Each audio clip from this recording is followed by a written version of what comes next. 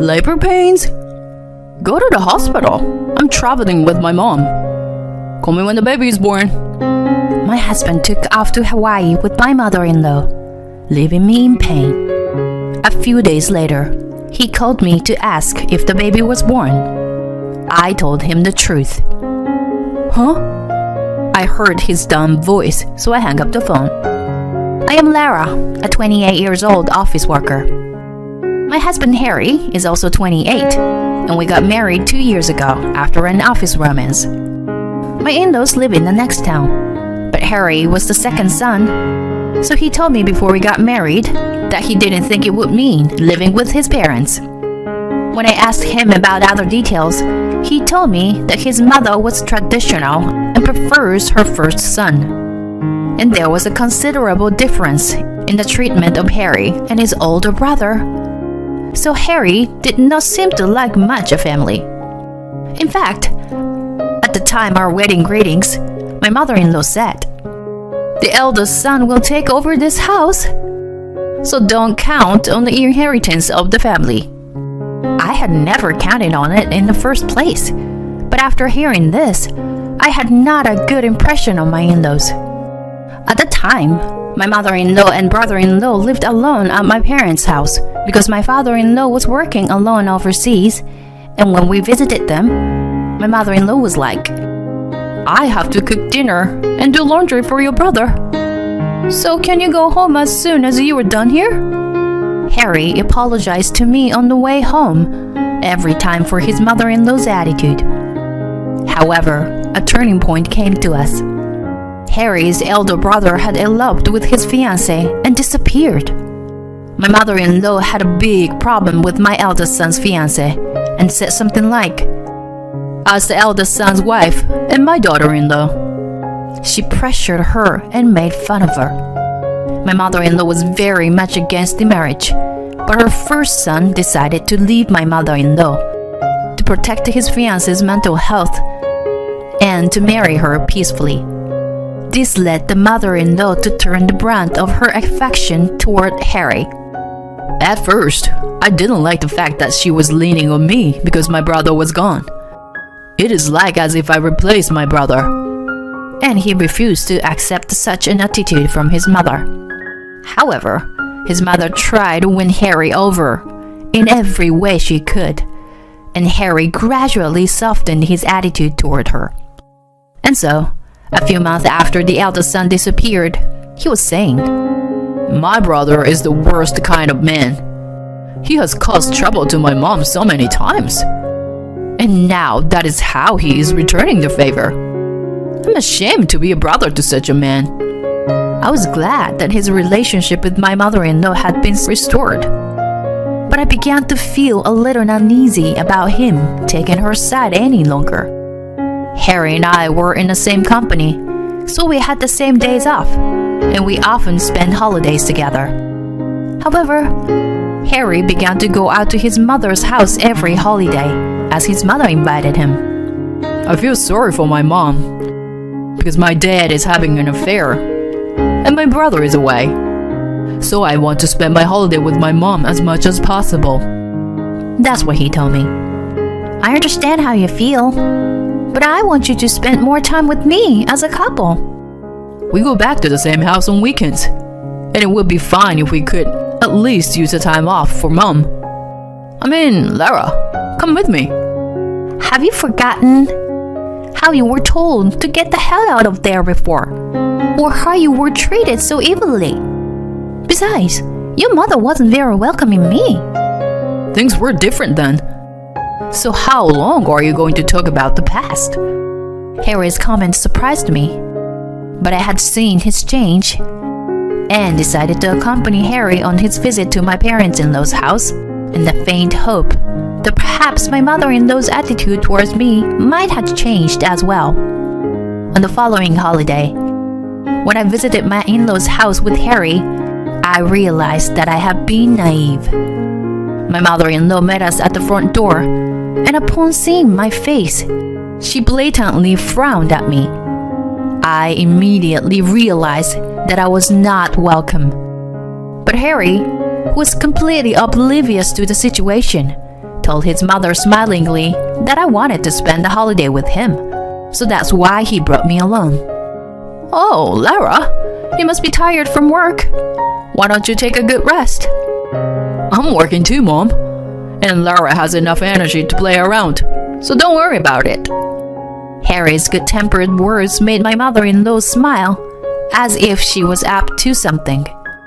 And this expression was not my imagination, but rather, my mother-in-law began to say various things to me.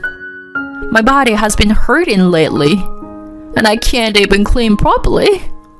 Lara, can you clean the house for me? At first, it was just this kind of request, but gradually her demands escalated. She began to send me out to buy groceries, arrange gifts for relatives, and even clean my mother-in-law's friend's house. While I was dealing with my mother-in-law's request, Harry and my mother-in-law were firmly enjoying their holidays, going out to eat, to the movies, to massage, and so on. After the first few times, I told Harry, I'll stop going to your parents' house because all I do is help your mother, and you go out with her, so there's no point in going. As a wife, you could at least help out at your husband's parents' house. Besides, we go to their house and leave the house together. And in return, I'm taking you out to dinner. So he refused my suggestion of not accompanying him to his mother's house. He says dinner, but it was only the same fast food restaurant. However, I couldn't disagree with his opinion because I indeed am the daughter-in-law and ended up helping out at my in-laws' house on my days off, which meant I couldn't rest at all. The reason I didn't want to go to my in-laws' house was not only this, but also something else. Mindless words from my mother-in-law and Harry. You were so cheerful when you were playing with me, so stop being so grumpy when you were helping my mother. Harry's ex-girlfriends used to smile at me all the time. The only reason you couldn't come to dinner with us in the first place was that you were too slow with your cleaning and stuff. How can you do your job like that? Harry and my mother-in-law not only blamed me or my work, but also my parents. How in the world did your parents educate Lara to be so slow at house chores? Even the last time I asked to arrange a gift for my relatives, you chose something that made me feel as if our house was poor. I had been asked to send gifts to her relatives, and my mother-in-law had asked me to pay for them. You always live on Harry's money, so you should pay for at least on an occasion like this. She forced me to do so. We both work, so we live on our salaries together. Are you saying that Harry's salary isn't enough? No, it's not like that.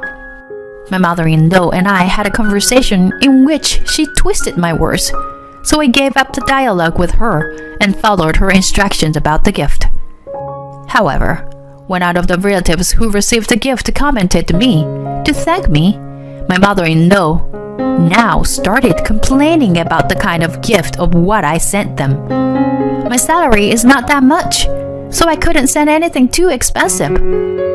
But if it should be appropriate for you, I still think it would be better for you to choose the gift and pay for it from now on. As expected, I was also mad at my mother-in-law's unreasonable complaint, so I talked back. My mother-in-law still wanted to say something. That's why I hate poor people. And so she ended the conversation. My mother-in-law seemed to have told the story to Harry. Why did you say to Mom? You want money from her? Harry was not in a good mood. She didn't like the gift I arranged for her relatives and called me poor. So I just asked her to make her own arrangements next time.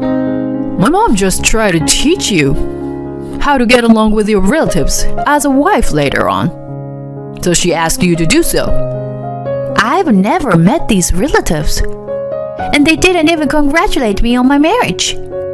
I can't send such an expensive gift to many households, and who is only a relative to my husband. Harry sighed deliberately in response to my reaction and said, I'll pay from now on, and you will arrange it next time again. No, I won't. I simply answered him, went into the bedroom, and broke off the conversation. I had somehow sensed that my relationship with Harry was cooling down, and I knew I had to do something about it. But soon, I found out that I was pregnant. When I told Harry about the pregnancy, he was so happy that I was surprised by his reaction. I'm going to work harder for you and the child, so if there is anything I can do to help, please let me know right away. He stopped going back to my in-laws' house for a while and did house chores on his days off to take care of me, which made me very happy in the early stages of my pregnancy, as I had been feeling lonely about Harry's attitude. And then I reported to my mother-in-law as well as my father-in-law, who was working alone overseas. I'm coming home once to celebrate. He was going to visit me. My mother-in-law was very eager to know the sex of the child, and she repeatedly said, Since this is your first child, you must give birth to a healthy boy and raise him to be the heir to our family. When I found out the sex of the child was a boy, I wondered whether or not to tell Harry and my mother-in-law. Then, when I was in a stable stage of pregnancy, I visited my parents' home again. And at that time, my mother-in-law said, If it's a boy, we'll take him in, and I'll raise him myself. My grandchildren will be happier if they are raised by me, who raised my two sons well, than by a mother like you. Harry was also impressed by her words. Lara, you have to work, and if my mom takes care of the child, you can focus on your work and work hard again. I felt a sense of crisis at this time and decided to say, The child is a girl. I immediately lied. Then my mother-in-law looked at me with obvious displeasure and said, Then, you should take care of it yourselves, because I have no obligation to raise a girl. Next time, have a boy. I was stunned by this statement from my mother-in-law, but I remember feeling somewhat relieved that she would not interfere with me in any way. After this pregnancy report, my mother-in-law requested I help her do the chores. Since you got in the stable period, come and clean our house. However, I avoided this request by lying that I was suffering from morning sickness, and I did my best to avoid any contact with my mother-in-law during the pregnancy.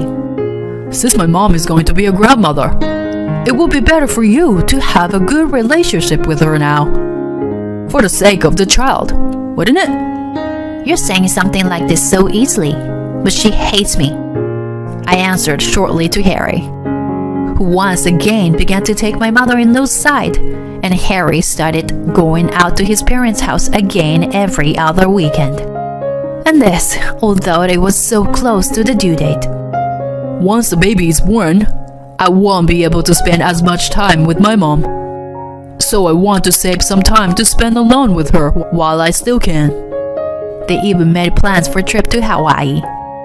The baby will be born soon, and we cannot predict the due date so exactly. So please don't go on a trip overseas. I asked Harry repeatedly, but he would not listen to me at all. And I decided to tell my parents about the whole situation in case of an emergency.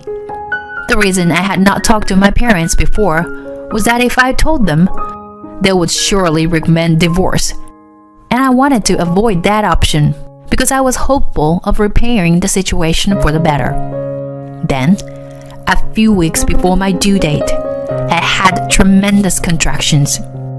Coincidentally, Harry and my mother-in-law were scheduled to leave for Hawaii in the evening, and my contractions started before noon, so I felt bad that their trip would be cancelled. But I asked Harry to take me to the hospital because I was having contractions. Harry rushed to take me to the hospital. Does that mean you were going to have the baby today? He asked the doctor.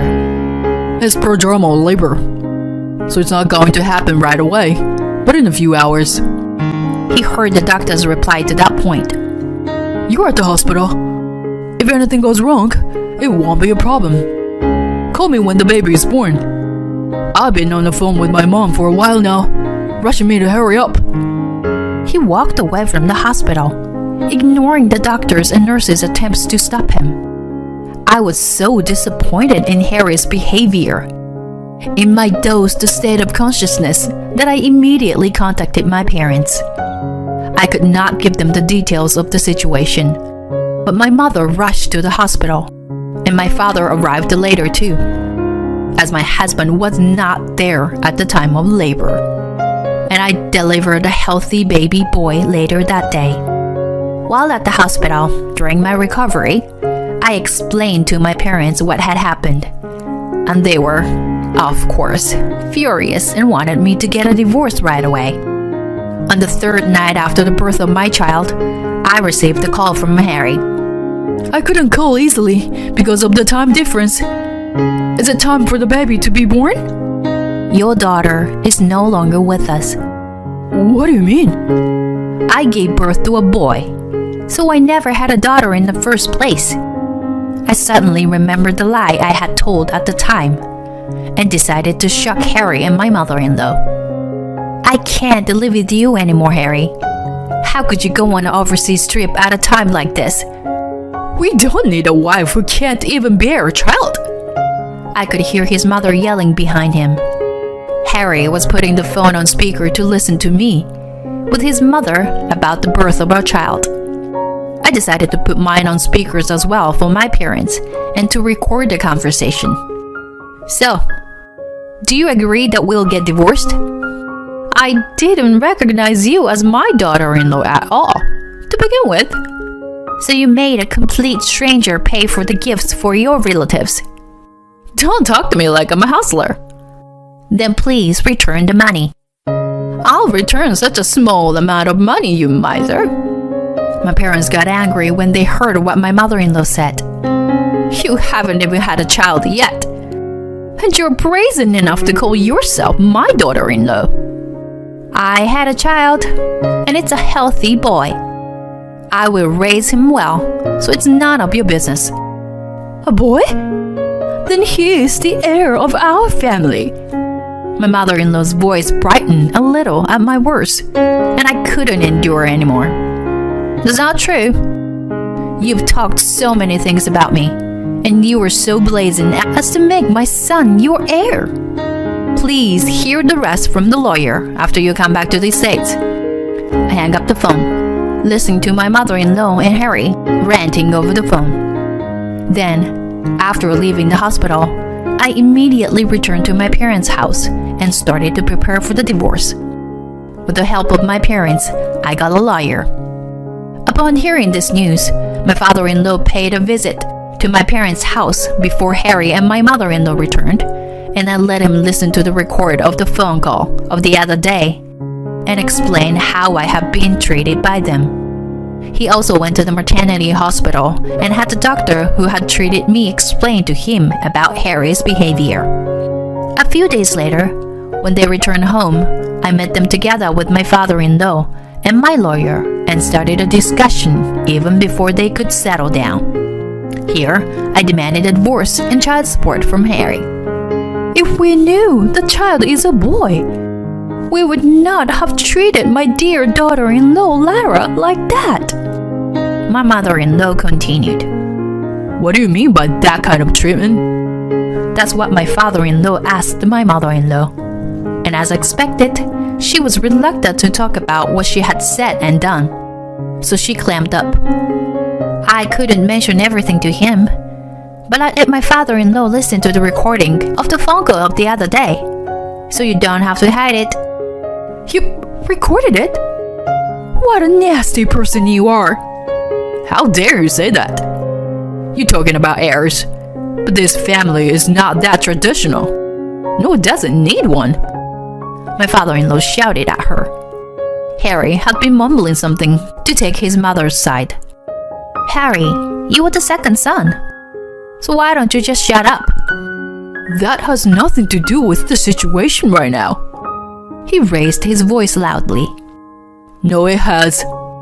I will sell this house, and money will be inherited by my eldest son.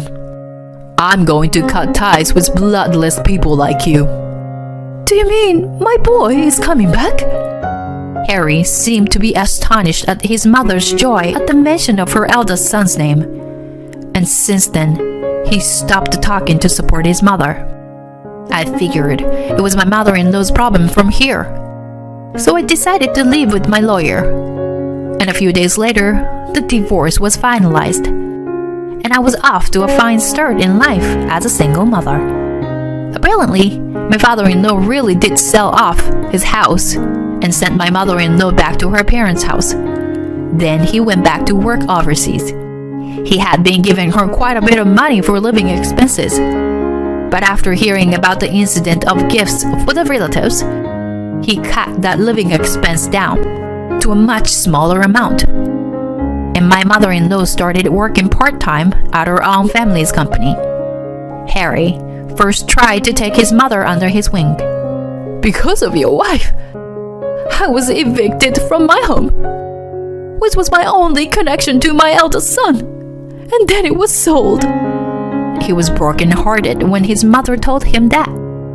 I explained the situation to the company and asked to work shorter hours. So the story of Harry and I's divorce spread throughout the company. And since one of the employees' mother was a nurse working at the maternity hospital, word of Harry's behavior also spread, and now he's feeling very ashamed of himself.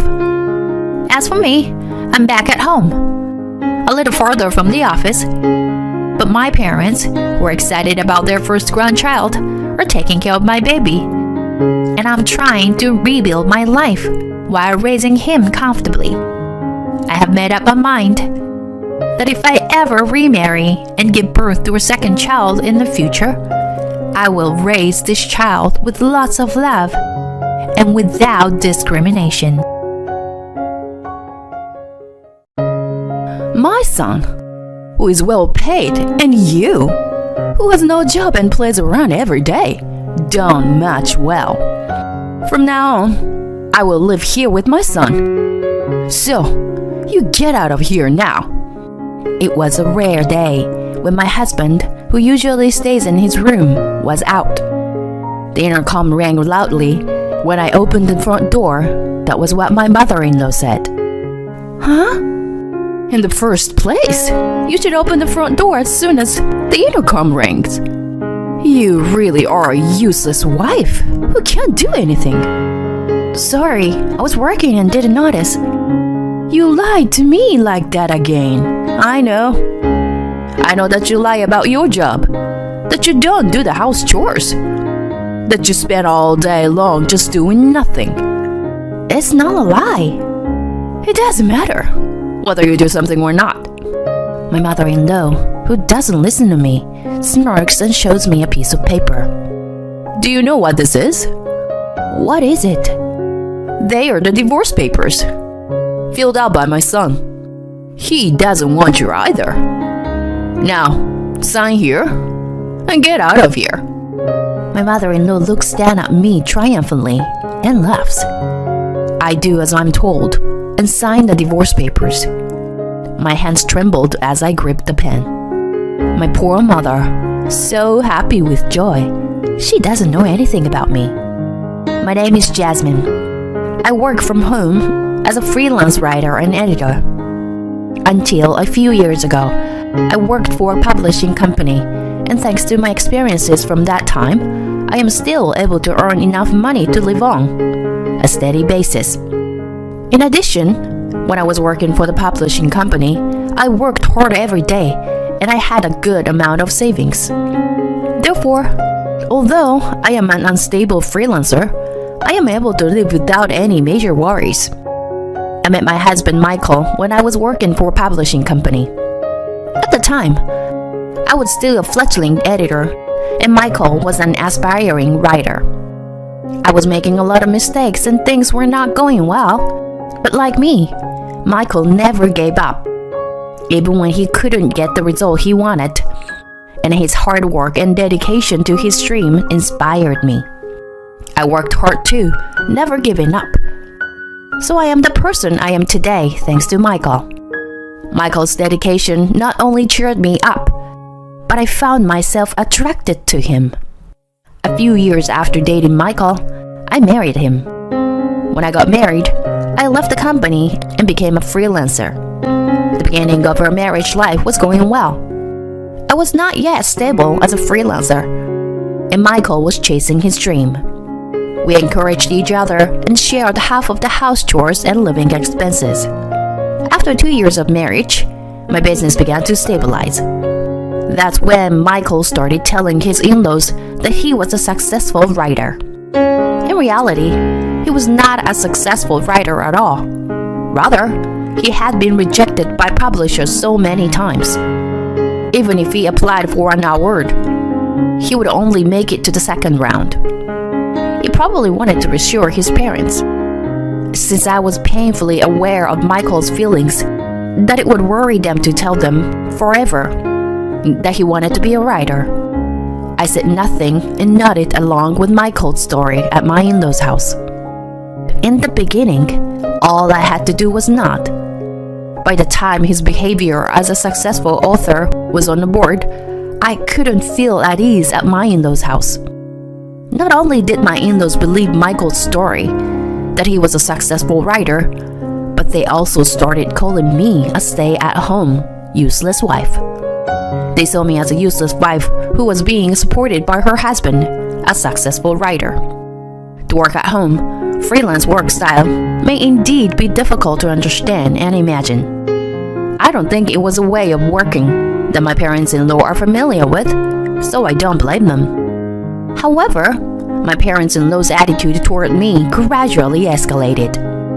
Whenever I visited my parents-in-law's house, they would always say, "How could a wife who does neither work nor house chores show up at her husband's house? As I have told you many times, I am a freelancer, so I work from home. And the sharing of house chores is something that Michael and I discussed when we got married." I don't see how you can talk back to me when you don't even have a job. You say you work at home, but you don't have a good job. You don't make much money, and Michael takes care of you and your living expenses. Don't worry, I make a decent living and pay for our living every month. Oh yes, you don't get it. If you don't appreciate Michael a little more and act a little more gracious, I don't know when he'll leave you. If Michael dumps you, you won't be able to make a living. That kind of conversation continued. I almost sighed out loud, but managed to swallow it. I was about to say, I'm the one who earns most of the living expenses, and I'm also the one who does most of the house chores. It's Michael, who doesn't have a job and doesn't do the housework. But I managed to swallow it as well. In the beginning, I only heard various sarcastic comments when Michael was not around. Recently, when I was invited to dinner at my in-laws' house, Michael and I went to my in-laws' house together, and the only meal prepared was for Michael's portion. It has become the norm that there is no seat for me. On top of that, they seem to be talking about me to all our relatives, and even when I attended gatherings with other relatives a few times a year, they only sneak around and talk about me behind my back. I only pity my in-laws' attitude. I was not sad at all, but I was a little frustrated with Michael's attitude of just sitting back and watching and not even trying to stop them. On top of that, my in-laws think Michael is a successful writer, so they keep begging him to buy them things. Michael asked me to buy new furniture or appliances, even if ours are still usable. Michael wanted to make a good impression on his parents, so he bought whatever they asked him to buy. And I found myself spending nearly $2,000 a month on them. Of course, this was all from the money I earned. Michael took money from my account and wallet without my knowledge and gave it to my parents-in-law. I turned blind-eyed when it was a small amount, But when it became too much for me to overlook, I said, "Michael, please don't spend my money without my permission." But Michael just looked at me as if he was annoyed with me. You work from home and have an easy job, don't you? What? It's like you're playing around and getting your money with it. You earn money from just playing around. So why not spend a little on my mother? Don't be stingy. Michael, did you think of my job that way? Yes, I think it's an easy job because you get paid by staying at home every day. I can't believe you thought that about me, Michael. Michael walks into his room, laughing out loud. As I watched his back, I noticed that this was my limit and that I cannot endure more. I will divorce him. I'd always believed that Michael was the one who was on my side, no matter what my in-laws said. So I managed to do my best. But even Michael was making fun of me like this. And I am aware of everything. I know that Michael spends hours a day in his room, but he never writes a single word of his manuscript and spends his days playing computer games. When I first met him, he was more serious about his work than anyone else, and he was eager to write something as interesting as possible. But now I don't see a trace of that. The dedicated Michael I loved is gone. And now all I have is Michael with his in-laws making fun of me. I decided to secretly look for an apartment for a single person.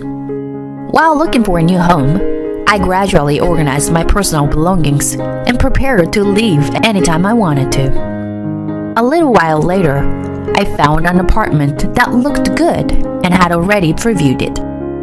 One day, my mother-in-law came to our house while Michael was out. She rang the intercom with great enthusiasm, and as soon as the front door was opened, she sat down on a sofa in the living room, as if it were her own. "Jasmine, you get the hell out of this house." "What are you saying out of nowhere? I've been telling you for a long time that you were unemployed and still do not do any of the house chores. You are nothing more than a useless wife. There's no way that Michael, a successful writer, is compatible with you." So, as I have said many times, you were mistaken about that. Besides, my mother-in-law interrupted me and continued talking. "If you leave this house, I will live here. That way, I can cook meals for Michael every day, and I don't have to take care of that woman." That woman? My husband's mother, Michael's grandma. She's so picky about the seasoning when I cook for her, and the dust when I clean. I can't live with her anymore. So I decided to stay here with Michael and have the woman go to a nursing home somewhere. How are you going to pay for a nursing home? I'll just get Michael to pay for a few things like that out of his own money. He is earning a lot of money, so it will be cheap for him. But that's why you are in my way. Will you get the hell out of here? With that, my mother-in-law presented me with filled out divorce papers. Why do you have that? I made him fill out a while ago, telling him to get a divorce from Jasmine as soon as possible. Michael immediately nodded and filled it out. My mother-in-law is smirking and has a nasty smile on her face. I checked the divorce papers, and sure enough, they were written in Michael's handwriting. This was actually a good thing for me. I was ready to move out, but I was still thinking about how we were going to get divorced. I thought Michael would not want to give up the life he has now, and he would not sign the divorce papers easily. I was prepared for a long discussion and a battle with him. So how lucky I was to get the divorce papers filled out so easily. My mother-in-law looked a little surprised when I easily received the divorce papers and filled them out. But she soon regained her normal self-possession and said, "Now, get the hell out of here. Leave the furniture behind. Everything gets purchased with Michael's money. So, I don't think you can take anything with you." She laughed out loud. I quickly packed up my belongings and moved into the new apartment. I also filed the divorce papers at the municipal office on my way. Thus, I had a new life on my own without any problems. I was surprised at how comfortable it was to live without anyone interrupting my work and making fun of me. Somehow, I felt that my work was progressing better than usual. It was 3 days after I started living alone. While I was working at home as usual, I received a phone call from Michael. I picked up the phone, and the first thing he said was, Please come home. He said in the most pathetic voice I have ever heard. What the hell is wrong with you now? I'm sorry. I apologize. So please come back home. I'm not coming home. We have already divorced. I never agreed to divorce. That's not valid. But those divorce papers were definitely in your handwriting. That was just a little threat I was trying to make to you. I had no intention of getting a divorce. But that doesn't change the fact that you wrote them. Divorce is divorce. You don't need a wife who plays around every day, works on an easy job, and doesn't do any of the house chores, right? You get to live with your family you love so much. You can't complain. What's the problem? I'm sorry, but my family thinks I'm a writer. So they quit their job and moved here, intending to live on my dime. On top of that, they want me to pay for grandma's surgery, and there's no way I have that kind of money. I see. That's why you want me to come back. Yes, and now that they know I've been lying to them, my mom and dad are really mad at me. They're all clamoring for me to bring you back right now. You now know how hard it is for me. Please come back to me. Let's live together again. Do you really think I'm going to say, yes, I'll come back? I've told you many times, we're divorced. You have to take care of your problems. Don't be like that, Jasmine. No matter how many times I say no, Michael won't give up and hang on to me. I don't know how many times I told Michael that I was a stranger to him now, that we were divorced, and he got irritated. All right, I'll divorce you if you insist so much. But you know what? If you divorce me, you should pay for my parents' care and alimony, which you were supposed to take care of when we were married. What are you talking nonsense? Because, if you hadn't divorced me, my mom and dad would have ended up in a facility, and we would have had to pay for their care. So you should be the one to pay for it. And since you divorced me on your own, they found out that I lied about being a successful writer. And my mom and dad got mad at me and hurt me emotionally. All of this is because of your selfish divorce. I can't pay alimony.